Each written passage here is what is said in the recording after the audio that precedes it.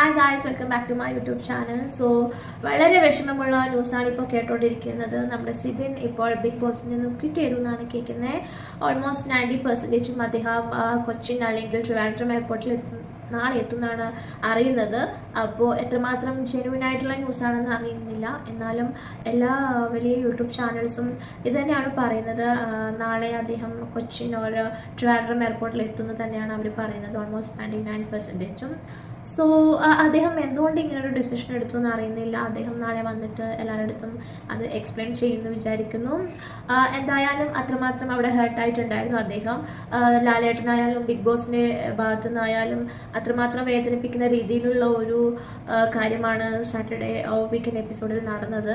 So അവിടെ അത്രയും നന്നായി പെർഫോം ചെയ്തുകൊണ്ടിരുന്ന അദ്ദേഹത്തിന് മാത്രം പണിഷ്മെൻറ്റ്, എന്താണ്, പവർ റൂമിൽ നിന്ന് ഒഴിവാക്കുക, ഡയറക്റ്റ് നോമിനേറ്റ് ചെയ്യുക, ഇങ്ങനെയുള്ള കാര്യങ്ങളൊക്കെ കൊടുക്കുക. എന്നാൽ ജാസ്മിൻ ഗബ്രി പോലുള്ളവർ എത്ര തെറ്റ് ചെയ്തിട്ട് അവർക്കൊന്നും ഒരു പണിഷ്മെൻറ്റോ ഒരു കാര്യങ്ങളും ഇല്ല.